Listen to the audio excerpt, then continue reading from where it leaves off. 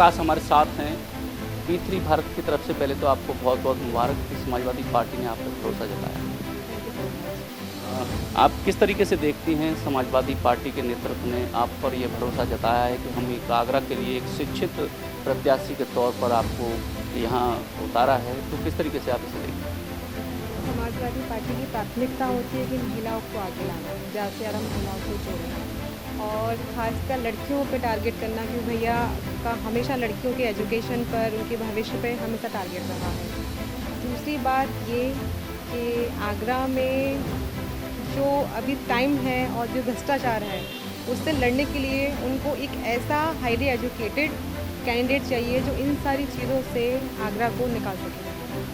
कि इस तरीके से आपका राजनीति में आना, और इससे पहले हम जानना चाहें कि इससे पहले क्या कभी आपने कोई चुनाव लड़ा है, उस पर भी थोड़ा फोकस कीजिए, क्योंकि आगरा की जनता अब ये जानना चाहती है जो अलग अलग दल के प्रत्याशी होंगे उनमें किसमें कितना पोटेंशियल है, तो आपके बारे में लोग जानना चाहते हैं। मैंने 17 में चुनाव लड़ा है पार्षदी का और मैं बाबा साहेब अम्बेडकर वाहिनी से राष्ट्रीय सचिव भी रही हूँ वर्तमान में। राजनीति की ओवरऑल हम बात करें तो ये इच्छा शक्ति कैसे आपके अंदर आई कि मुझे राजनीति में आना चाहिए?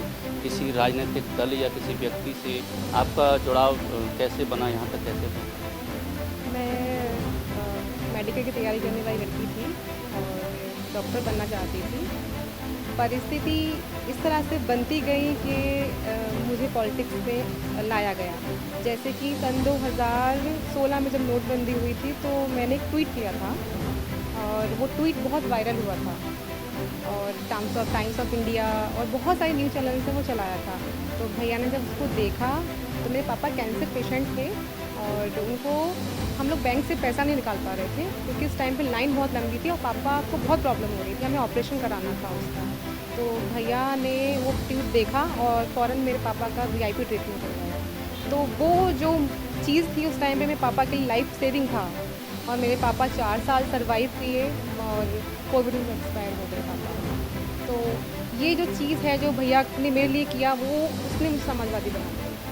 आप वहाँ से इस समाजवादी विचार या आंदोलन से जुड़ गए, उसके बाद आपकी कई सारी तस्वीरें आती हैं डिम्पल यादव के साथ जो मैनपुरी से वर्तमान में सांसद हैं, उनसे किस तरह का जुड़ाव?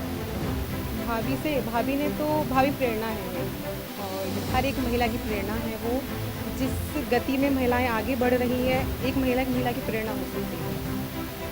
आगरा में पहले भी कई ऐसी महिलाएं हुई हैं जो इस पद पर सुशोभित हो चुकी हैं।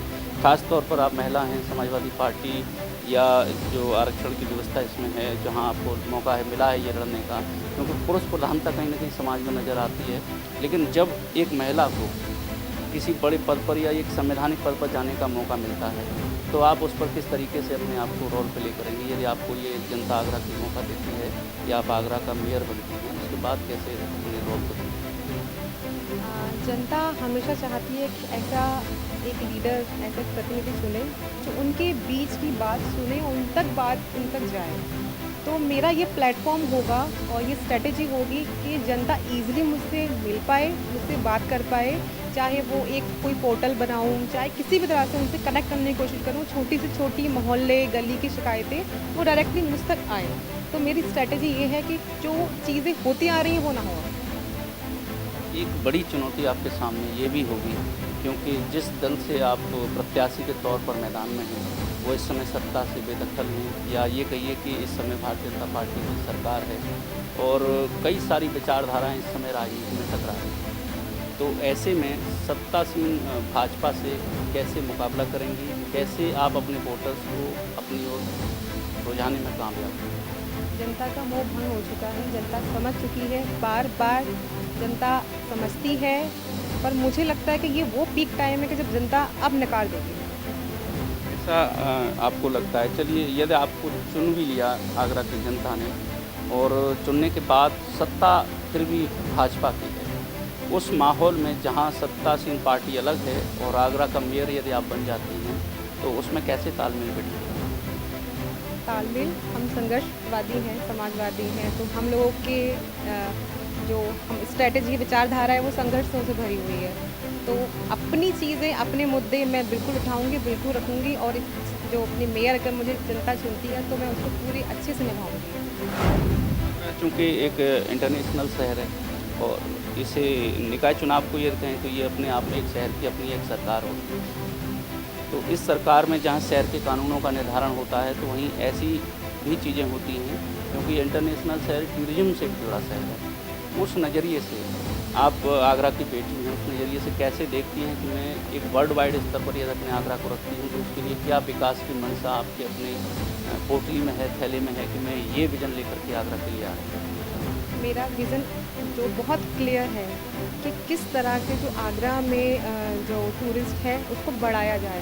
ठीक है, जो सुविधाएं अभी उन तक नहीं पहुंच पा रही हैं वो उन तक एक्चुअली एक पोर्टल मैं तैयार करना चाहती हूँ, पूरा एक प्लेटफॉर्म पोर्टल जिस पे मैं एक पूरी एक टीम बनाना चाहती हूँ। वो पोर्टल जो है वो हर एक चीज़ के लिए काम करे, चाहे वो टूरिस्ट के लिए हो, चाहे आगरा के विकास के लिए हो। वो एक पोर्टल पूरा तैयार हो, वो स्ट्रेटजी हो जो ईजिली कन्वे कर सके जनता के माध्यम से। समाजवादी लोग साइकिल के ज़रिए ज़्यादातर अपने समर्थकों या अनुयायियों से मिलने की कोशिश करते हैं, वोटर्स से मिलने की कोशिश करते हैं। तो क्या माना जाए जो भी इस बार मेयर के चुनाव में हैं, चुनावी मैदान में हैं, आप 100 वार्डों को कैसे कवर करेंगे? मैं खुद एक्टिवा चलने वाली लड़की हूँ और मेरी कोशिश रहेगी कि मैं एक निम्न तरह से और एक बेसिक तरह से जनता के बीच में जाऊँ। मैं चाहती हूँ कि मैं एक्टिवा से भी यहाँ जाना हो तो मैं एक्टिवा से भी जाऊँ। साइकिल नहीं चलाएंगी? साइकिल ही चलाएँगे, साइकिल ही चलेगी और साइकिल ही चलाते हैं। P3 भारत की तरफ से एक बार फिर से आपको बधाई। Thank you so much. तो ये थी समाजवादी पार्टी की मेयर प्रत्याशी जूही प्रकाश, जिन्होंने हमसे बात की। P3 भारत की टीम के साथ उन्होंने अपने विचार साझा किए, आखिर वो किस तरीके से जनता के बीच जाने की तैयारी में हैं। उन्होंने अपनी पूरी रणनीति शेयर की है। साथ ही उन्होंने बताया कि जिस तरीके से समाजवादी पार्टी के नेतृत्व ने उन पर भरोसा जताया है। P3 भारत के लिए मैं राज हिंदुस्तान।